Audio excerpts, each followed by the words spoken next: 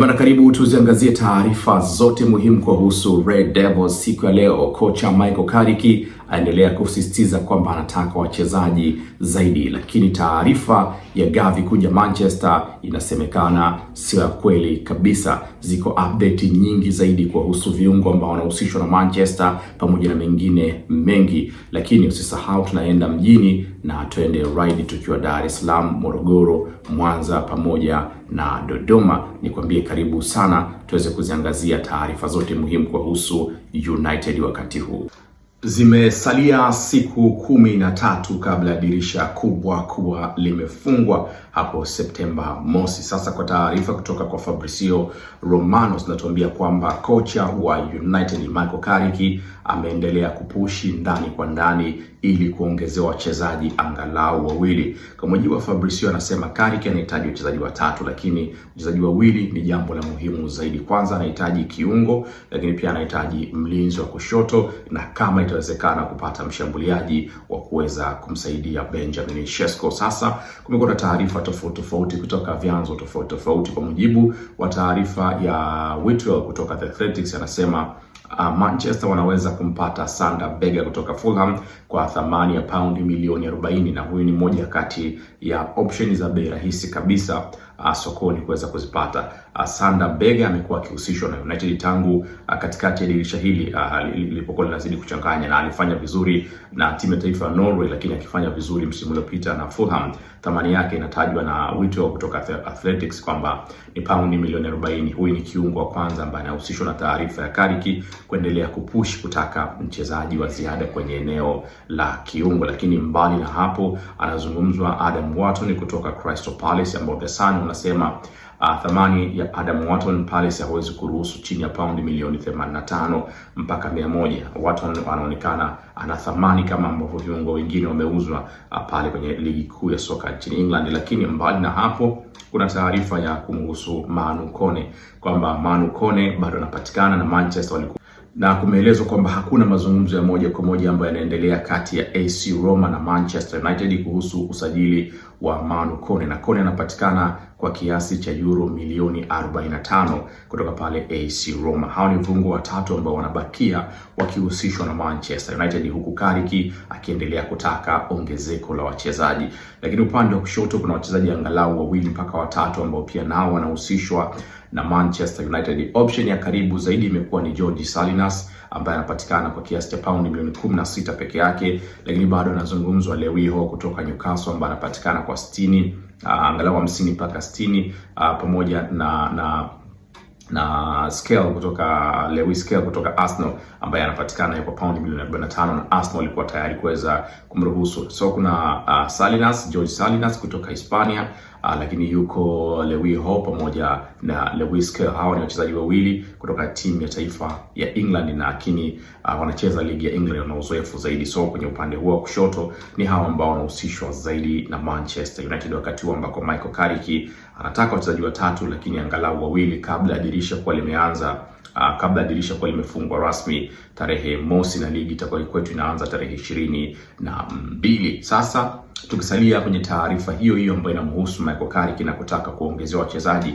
kuna taarifa kutoka kwa Sultok. Sultok ni moja kati ya waandishi ambao pia nao wamekuwa na taarifa nyingi sana za usajili. Sasa Sultok anasema Manchester ina option 2 zilizobakia za eneo la mshambuliaji, ambako itategemea pia na swala la Joshua Zirkzee kama atasalia ama ataondoka. Sultok anatuambia Manchester inamwangalia Jean-Philippe Mateta kutoka Palace, lakini na Ivan Toney kutoka Saudia kule kwenye ligi ya matajiri. Hawa ni watu wawili ambao ni option ya mwisho Manchester kwa sasa kwenye swala la kuongeza mshambuliaji ambaye huenda akachukua nafasi ya Joshua Zirkzee ili kuja kumuongezea au kuwa na backup zaidi kwa mshambuliaji wa sasa Benjamin Sesko. Hivyo Mateta, Jean-Philippe pamoja na Ivan Toney, na hizi ni options za bei rahisi kabisa sokoni, kwa sababu hawa watu sio watu ambao wanacheza vilabu vikubwa kwa sasa, lakini pia sio kama wako kwenye prime kubwa sana, hivyo wanaweza kupatikana kwa angalau bei rahisi kiasi hivi. Sasa jana pia kulikuwa na taarifa ambayo ilichukua nafasi kwenye vyanzo vingi vya habari na Nacional kutoka nchini Hispania, wao ndio waliripoti kwamba Manchester inatarajia kupeleka ofa ya euro milioni 40 ili kuweza kumpata Gavi kutoka pale FC Barcelona, pamoja na ongezeko la zile bonus kiasi cha euro milioni 15 ambayo itafikia 55 kuweza kumpata Gavi. Sasa kwa mujibu wa Fabrizio Romano, taarifa iliyopo leo sio kweli kwamba kuna deal yoyote ambayo Manchester wanaipeleka kwa FC Barcelona kuweza kumpata Gavi. Kumekuwa kuna maelezo mengi kwamba Manchester inatafuta kiungo, lakini Gavi sio miongoni mwa viungo ambao Manchester wanawaangazia, na taarifa ya Nacional ya kusema Manchester itapeleka euro milioni 45 pamoja na odds za milioni 15 ifikia 55 za kuweza kumsajili Gavi sio taarifa za kweli, na Manchester hawako kwenye mchakato kabisa wa kuweza kumsajili Gavi kutoka FC Barcelona. Hii ni kwa mujibu wa Fabrizio Romano, ikijibiwa taarifa ya jana ya Nacional kutoka nchini Hispania ikitupa kwamba matumaini kwamba Manchester inaweza ikamsajili Gavi kutoka FC Barcelona. Hiyo ni taarifa nyingine, lakini taarifa nyingine ni swala la injury na majeruhi ambayo linaendelea pale Manchester. Hatimaye rasmi leo Benjamin Sesko pamoja na mlinzi kutoka Uholanzi Matt de Ligt wamefanya mazoezi ya pamoja na wachezaji wenzao katika picha ya kuashiria kwamba huenda wakawa kofiti kuelekea mwanzo wa msimu ujao. Sesko amekuwa na majeruhi kwa muda akiendelea kufanya mazoezi peke yake, lakini sasa leo amejumuika na wenzake kwa ajili ya kufanya mazoezi pamoja. Lakini pia Matt de Ligt alikuwa na msimu nje msimu, karibu sehemu ya msimu mkubwa uliopita, naye amerejea pale kwenye viunga vya mazoezi vya Carrington akifanya mazoezi na wenzake.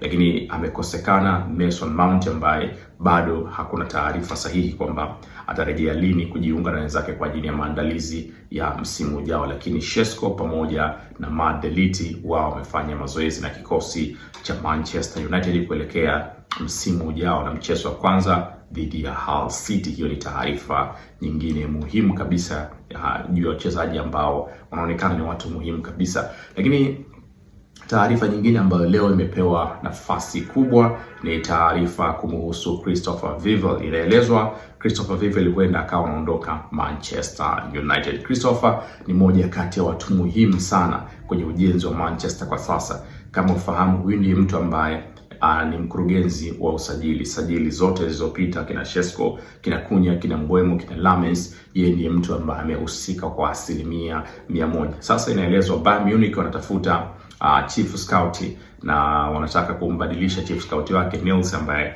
anamaliza muda wake, na jina la Christopher Vivell ndio jina ambalo liko mezani kwa viongozi wa Munich. Wanataka kumchukua ili kwenda kufanya naye kazi. Hivyo Vivell huenda akawa anaondoka Manchester au akasalia Manchester. Mkataba wake uliopo ni mpaka 2027 ambao anafanya kazi na Ineos. Hili ni pigo jingine kama Manchester watampoteza, kwa sababu kina Heaven, kina Sekou Kone ni jicho la Christopher Vivell la kutaka kuijenga Manchester ya miaka mingi ijayo. So hizo ndo update za muhimu kuhusu Devils. Subscribe, like, share na comment, na usiache kwenda mjini na twende ride.